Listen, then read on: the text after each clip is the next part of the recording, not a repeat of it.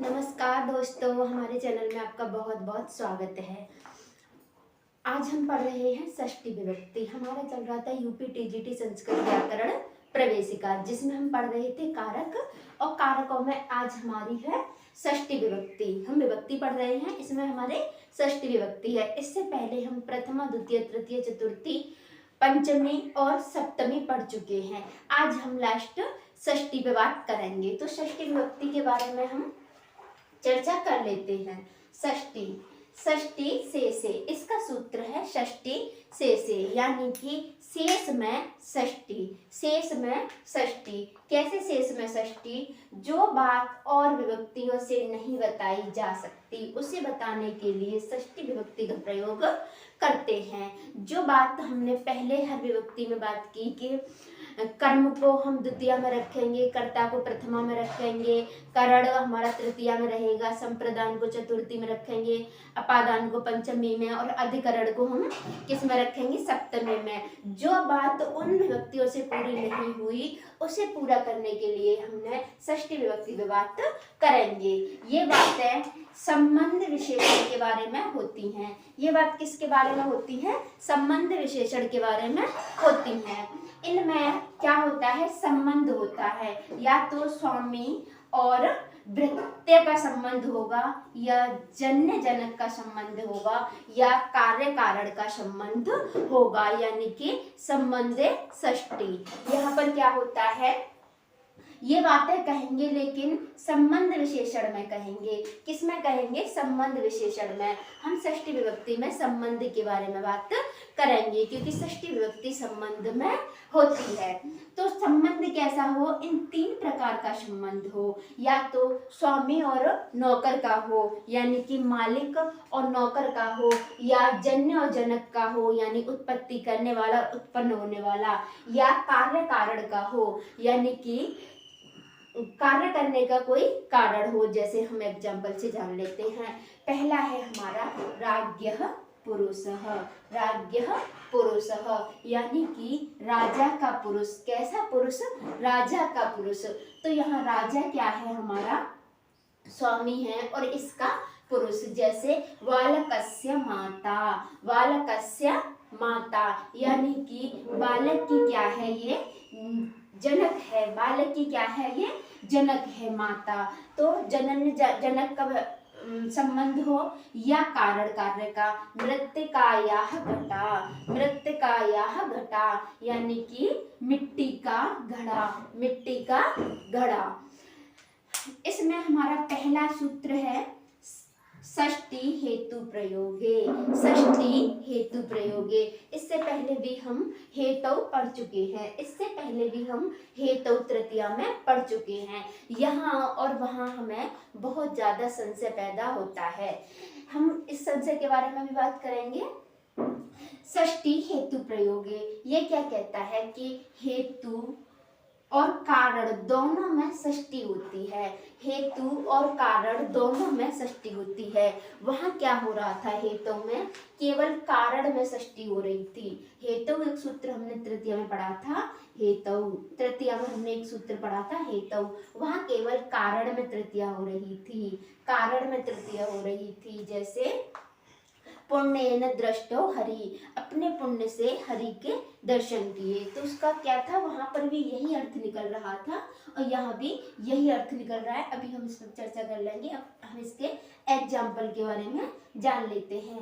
पहला एग्जाम्पल है इसका, अन्यस्य हेतु वसति। कस्य हेतु वसति, इसका प्रयोजन क्या है? बसने का। बसने का प्रयोजन क्या है? बसने का जो प्रयोजन है, हम ये कह रहे हैं कि षष्ठी हेतु प्रयोगे। षष्ठी हमारी क्या होती है? हेतु के प्रयोग में, यानी कि प्रयोजन के प्रयोग में होती है। यानी कि जिस प्रयोजन से कोई कार्य किया जाता है, जिस प्रयोजन से कोई कार्य किया जाता है, वहाँ हेतु में हमारी षष्ठी, और कारण में भी हमारी षष्ठी विभक्ति होती है। यही बात हमने हेतु में की थी तृतीया में। हमने कहा था जिस प्रयोजन से कोई कार्य किया जाता है वहां पर तृतीया विभक्ति होती है।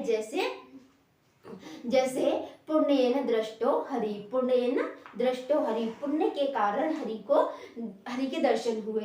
तो वहां भी क्या था कि पुण्य उसका क्या था, पहले उसने कार्य किया तब उसे प्रयोजन प्राप्त हुआ, यानी कि प्रयोजन क्या था, हरि के दर्शन करना। तो वहां पर उसने क्या किया, कार्य किया। तो यहाँ पर भी सेम काम है, लेकिन यहाँ और वहां में ये फर्क है कि यहाँ हेतु जो शब्द है ये भी दिखाई देगा और इसमें भी आपकी षष्ठी विभक्ति लगेगी, यहाँ भी आपकी षष्ठी विभक्ति लगेगी। वहां पर ऐसा नहीं हो रहा था, वहां पर ऐसा नहीं हो रहा था। जैसे वहां पर शब्द था हमारा पुण्येन, पुण्येन, पुण्येन दृष्टो हरि, पुण्येन दृष्टो हरि। तो यहाँ पर क्या था, जो पुण्य जो काम था इसमें हमारी तृतीया लग रही थी, पर यहाँ पर अगर इसको हम इसमें परिवर्तित करेंगे तो यहाँ पर क्या हो जाएगा, पुण्येन की जगह पर हो जाएगा हमारी पुण्यस्य हेतो, पुण्यस्य हेतो दृष्टो हरि। यहाँ पर क्या हो जाएगा, हेतु शब्द हमारा दिखने लग जाएगा और हेतु में भी क्या होगी, षष्ठी विभक्ति लगेगी। हेतु में जो हेतु जो शब्द है जो अगर दिखाई दे, हेतु शब्द यदि वाक्य में बीच दिखाई दे, बीच में वाक्य में हेतु शब्द दिखाई दे और वहां पर भी षष्ठी विभक्ति लगी हो, वहां पर भी आपके जो आपका क्या है, जो कार्य है उसमें भी होगी और हेतु में भी विभक्ति लगेगी। तो यही फर्क है उसमें और इसमें और उसमें क्या फर्क है, यहाँ पर हेतु शब्द दिखाई देता है और उसमें भी हम षष्ठी विभक्ति का प्रयोग करते हैं, जो कि यही कार्य हम जब तृतीया में करते हैं तो वहां पर हेतु हमें दिखाई नहीं देता है। इसके बाद आगे है हमारा सर्वनामस तृतीया। सर्वनामस तृतीया ये क्या कहता है कि हेतु शब्द जब सर्वनाम के साथ में आए, हेतु शब्द जब सर्वनाम के साथ में आए तो 3, 5, 6 यानी तृतीया, पंचमी और षष्ठी विभक्ति का प्रयोग होगा। किसके साथ में आए, सर्वनाम के साथ में। जैसे कस्य, कस्मात्, केन, केन, हेतौ, केन तृतीया,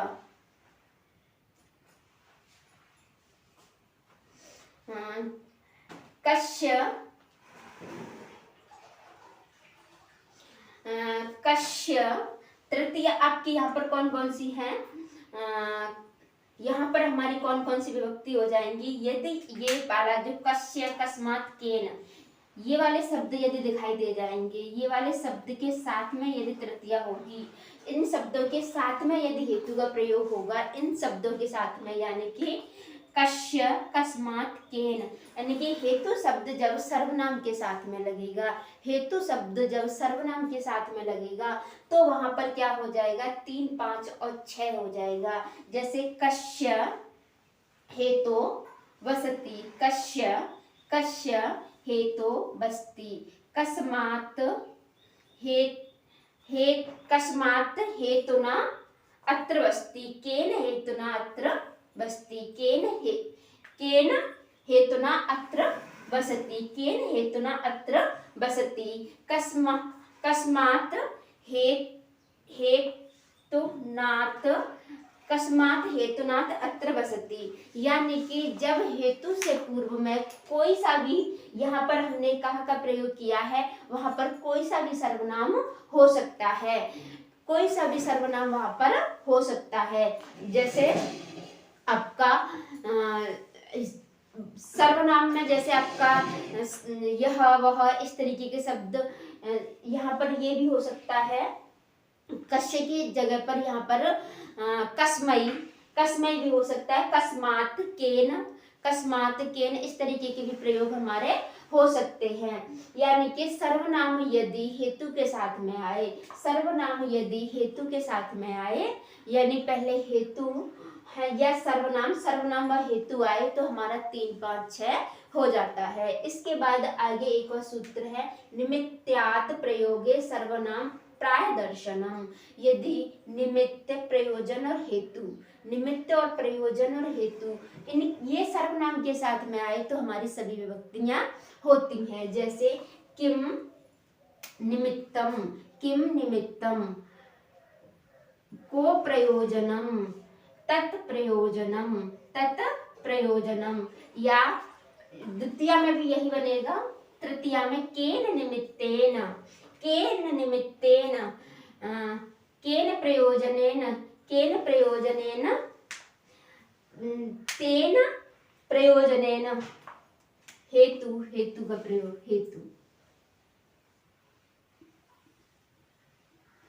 हेतु, तत् हेतु, तत् हेतु, तेन हेतु, यानी कि ये हमारे ये जो हमने प्रथमा और द्वितीया के हैं ये इसी तरीके से यहाँ पर तृतीया, चतुर्थी, पंचमी, षष्ठी, सप्तमी के हो सकते हैं। जैसे किम, किम, किम, केन, केन यहाँ पर तृतीया के लिए हो जाएगा किम, केन, केन, कया, कस्मात्, कस्मात्, कस्य, कस्य, केन, कया, कस्मात्, कस्य, कस्य, कयो, इस तरीके से इसके प्रयोग हमारे हो जाएंगे। जैसे तत्, तत्, तेन, तत्, तेन, तस्मात्, तस्मात्, तस्य, तस्मै, इस तरीके से यहाँ पर भी प्रयोग हमारे हो जाएंगे। तस्मै, ऐसे ही कस्मै, तस्मै, सप्तमी विभक्ति में इस तरीके से हमारे प्रयोग हो जाएंगे। यानी कि हम ये कह रहे हैं, यदि निमित्त, प्रयोजन और हेतु, निमित्त, प्रयोजन, हेतु जब सर्वनाम के साथ में आए, सर्वनाम के साथ में आ जाए तो हमारी सारी विभक्तियां हो जाती हैं। यहाँ से क्वेश्चन अधिक ज़्यादा नहीं पूछा जाता है, यहाँ से क्वेश्चन अधिक ज़्यादा नहीं पूछा जाता है। अभी हमने क्या किया है, षष्ठी का प्रारंभ किया है, षष्ठी विभक्ति का हमने प्रारंभ किया है। षष्ठी से जो बात अन्य विभक्तियों से नहीं कही गई उसको हम षष्ठी से कह ले रहे हैं, किंतु ये संबंध विशेषण के बारे में है। कैसा संबंध, स्वामी और नौकर का संबंध, जन्य और जनक का संबंध, यानी कि उत्पत्ति स्थान का संबंध या कार्य कारण का संबंध। उसके बाद हमने कहा षष्ठी हेतु प्रयोग, हेतु के प्रयोग में भी प्रयोजन जो होता है उसके प्रयोग में भी क्या होता है, हमारी षष्ठी विभक्ति होती है। किंतु हेतु में भी कारण और हेतु दोनों में विभक्ति लगती है। वहां पर तृतीया में केवल कारण में विभक्ति लग रही थी, तृतीया में केवल कारण में विभक्ति लग रही थी, यहाँ पर हेतु और कारण दोनों में विभक्ति देखी जाती है, अन्य से हेतु वसती। इसके बाद हमने पढ़ा कि यदि हेतु के साथ सर्वनाम शब्द हो, हेतु के साथ यदि सर्वनाम हो तो 3, 5, 6 हो जाता है, 3, 5, 6 हो जाता है। जैसे कस्य, कस्मात्, केन, कस्य, कस्मात्, केन, हेतो, हेतुना, हेतो, हेतुना अत्र बसति, हेतो, हेतुना अत्र बसति। इसी में हम आगे षष्ठी में और जानेंगे। षष्ठी विभक्ति के बारे में चर्चा कर रहे थे।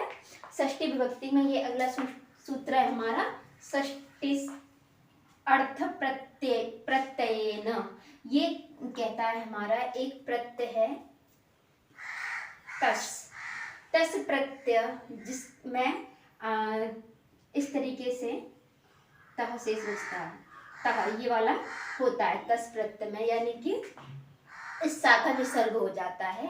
जैसे स से जो शुरू वाला जो सूत्र है उस तरीके से दक्षिणतः, उत्तरतः, दक्षिणतः, उत्तरतः, इस तरीके के शब्द हमारे बनते हैं। और इसके बाद ऊपरी, अधः, अग्रे, पुरः, इन शब्दों में षष्ठी विभक्ति होती है। यानी कि हम यहाँ पर ये भी लिख लेते हैं, इतने शब्दों में षष्ठी विभक्ति होती है। ये शब्द देखते ही हम षष्ठी विभक्ति बोल सकते हैं कि यहाँ पर षष्ठी विभक्ति होगी। जैसे रथस्य उपरि, रथस्य उपरि, रथस्य उपरिष्टात्, रथस्य उपरिष्टात्। आगे है वृक्षस्य अधः, ये वृक्षस्य अधस्तात्, वृक्षस्य अधस्तात्। जैसे पतिव्रतानाम् अग्रे, कीर्तिन्यः सुदक्षिणा। इसके बाद तस्य, तस्य स्थित्वा, तस्य स्थित्वा कथमपि पुरः कौतुका धान हेतु। मेघदूत में ये लाइन आई है। तस्य स्थित्वा कथमपि, उसके सामने कैसे भी खड़े होकर, कौतुकाधान यानी कि बड़े कौतुक से। तो यहाँ पर क्या है कि जो यक्ष है वह मेघ के सामने, यानी कि आपको क्या देखना है, यहाँ पर ये कुछ शब्द देखने हैं। पुरः, अग्रे, अधः, ऊपरी, ऊपरी, और दक्षिणतः, उत्तरतः, पूर्वतः इत्यादि शब्दों को देखते ही आपको षष्ठी विभक्ति का यहाँ पर संकेत कर लेना है। यहाँ पर षष्ठी विभक्ति होगी, किंतु यहाँ पर कुछ शब्द पहले भी हम पढ़ चुके हैं। ऊपरी, अधः, ऊपरी, अधः, अधि, इनके योग में द्वितीय विभक्ति होती है। पर कब होती है, जब दोहरा कर आए तो द्वितीया। जब ये शब्द दोहरा कर आए यानी कि 2 बार आए तो क्या होगी, द्वितीया। जैसे हम एग्जाम्पल से जान लेते हैं, लोकम, ऊपर ऊपरी हरि, लोक के ऊपर ऊपर हरि है। अद्य अधि लोकम, अद्य अधि लोकम, तो यहाँ पर ये दोहरा कर आया है, यानी ये शब्द 2 बार आए हैं। लोकम अद्योऽधो पातालः, लोकम अद्योऽधो पातालः, यानी लोक के नीचे नीचे पाताल है। तो ये शब्द यदि दोहरा कर आए तो द्वितीय विभक्ति, यदि ऊपरी, अधः, अग्रे, पुरः, तः ये शब्द हों तो यहाँ पर हमारी षष्ठी विभक्ति का प्रयोग होता है। इसके बाद आगे है हमारा अधिगत्य देशाम, देशाम कर्मणि। ये क्या कहता है, यदि अधि के बाद ई, हमारी ई धातु आए, अधि के बाद ई धातु स्मरण अर्थ में, स्मरण अर्थ में, दया धातु दया करने के अर्थ में, ईस धातु समर्थ के अर्थ में आए, या इनके समान अर्थ वाली धातु आए तो यहाँ पर कर्म में हमारा षष्ठी विभक्ति हो जाती है। कर्म में षष्ठी विभक्ति हो जाती है। किस में षष्ठी विभक्ति हो जाती है, कर्म में षष्ठी विभक्ति हो जाती है। जैसे हम एग्जाम्पल से जान लेते हैं, मातु स्मृति, मातु स्मृति, माता को स्मरण करता है, तो यहाँ पर होना चाहिए था मातरम स्मृति, जैसे पिता पितरम, मातरम स्मृति यहाँ पर। लेकिन यहाँ कर्म में षष्ठी हुई है क्योंकि यहाँ पर इस धातु है, ई धातु है हमारे स्मरण अर्थ में, यानी कि हम स्मरण करने वाली धातु देखते ही षष्ठी हम मार सकते हैं। लेकिन यहाँ पर भी स्मरण 2 प्रकार का, यदि सामान्य स्मरण होता है तो द्वितीया भी होती है, इसके बारे में हम आगे चर्चा करेंगे।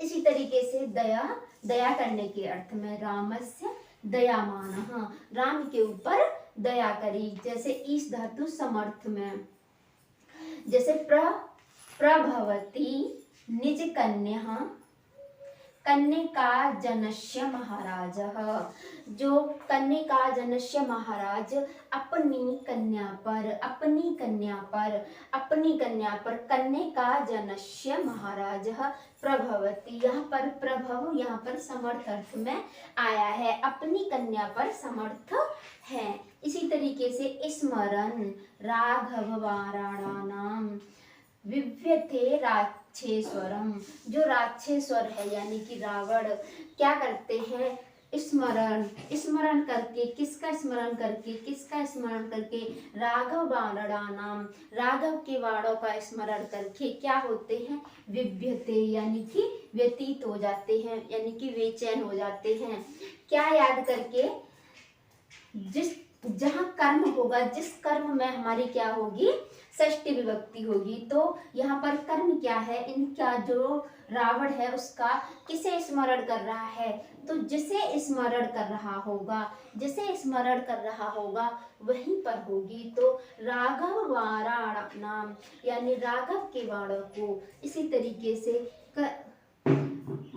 कथनचित दिशा मनसा बभू, ये भी हमारा ज्यादा इम्पोर्टेंट नहीं है, बाबूराम सक्सेना में ये उदाहरण दिए गए हैं। और इसके बाद यदि सामान्य स्मरण होगा, 2 तरीके का स्मरण है, एक तो विशेष स्मरण और एक सामान्य स्मरण। तो यहाँ पर हमें नहीं पता चलेगा कि कैसा स्मरण है। स्मरण कर्ता के ऊपर डिपेंड करता है कि कर्ता किस तरीके का स्मरण कर रहा है। यदि सामान्य स्मरण कर रहा होगा, बच्चा माँ को याद कर रहा है, तो बच्चा यदि सामान्य याद कर रहा है तो हम द्वितीय लगाएंगे। यदि वो विशेष याद कर रहा है, विशेष यानी उनके बिन नहीं रह पा रहा है, तो वहां पर हम द्वितीय लगाएंगे। मतलब सेम ही काम हो रहा होगा, लेकिन यहाँ पर भाव पर डिपेंड करता है कि भाव क्या है, सामान्य भाव है व विशेष भाव है। जैसे एग्जाम्पल है स्मरसी गोदावरी। गोदावरी ये उत्तर रामचरितम में दिया है आपका तृतीय अंक में। स्मरसी गोदावरी, गोदावरी को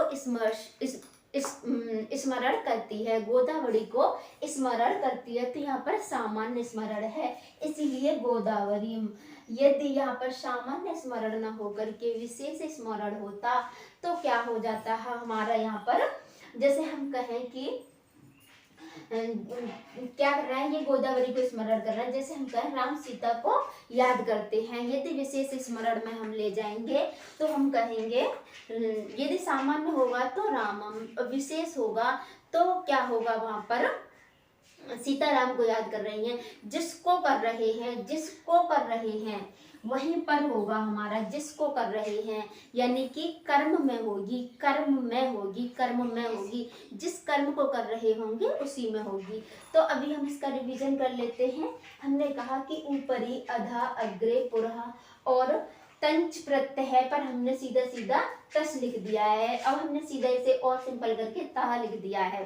तह यानी कि ये आप देख लें, तह ये देख लें आप, जैसे दक्षिणतः, उत्तरतः, पूर्वतः, इस तरीके से आप यदि शब्द देख लेंगे तो आप क्या करोगे, वहां पर तरह में हम क्या करेंगे, षष्ठी विभक्ति का प्रयोग करेंगे। इसके बाद ऊपरी, अधा, अग्रे, पुरः, इनके योग में भी हम क्या करेंगे, षष्ठी विभक्ति का प्रयोग करेंगे। लेकिन ऊपरी, अधा और अध में यदि दोहरा कराएगा तो हम द्वितीय विभक्ति का प्रयोग करते हैं। उसके बाद हम दूर और अंतिक, ये रह गया। इसके बाद ये एक है दूरांतिकार्थे, षष्ठी अनंतरश्याम, जहां भी अनंतरश्याम शब्द दिखाई देगा वहां पर और, यानी कि इसके अलावा और विभक्ति भी हो रही है। तो ये कह रहा है दूर और अंतिक अर्थ में, दूर और अंतिक अर्थ ऐसे शब्द आए जिनका अर्थ हमारा दूर या अंतिक यानी दूर या समीप अर्थ निकल रहा हो, तो वहां पर हमारा क्या होता है, षष्ठी, और षष्ठी के साथ साथ में हमारी पंचमी विभक्ति भी हो जाती है, षष्ठी और पंचमी विभक्ति हो जाती है। तो इसके हमने कुछ लिख लिए हैं, कुछ शब्द दूर, अंतिक, समीप और प्रत्यासन्न, इन शब्दों में ये हमारे दूर और समीप के अर्थ में आते हैं। ये भी हमारा क्या आता है, समीप के अर्थ में आता है। तो यहाँ पर हम दो विभक्तियों का प्रयोग करेंगे। दूर और अंतिक यदि अर्थ निकल रहा हो, दूर और अंतिक का यदि अर्थ निकल रहा हो, कोई ऐसा शब्द है जिसका मतलब समीप या दूर आ रहा हो, जिसका मतलब हमारा समीप व दूर आ रहा हो, तो हम पंचमी और षष्ठी दो विभक्तियों का प्रयोग करते हैं। जैसे वनम ग्रामस्य ग्रामात् दूरम, वनम, वन गांव से दूर है। तो यहाँ पर हमने क्या किया, ग्रामस्य ग्रामम, दो विभक्तियों का हम प्रयोग कर रहे हैं।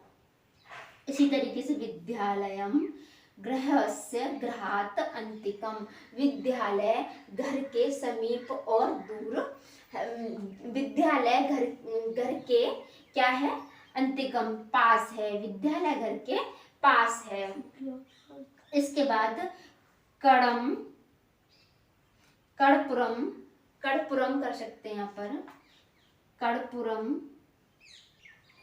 यानी कानपुर, कड़पुरम प्रयागस्य प्रयागात् समीपम, कानपुर प्रयाग के क्या है, पास है।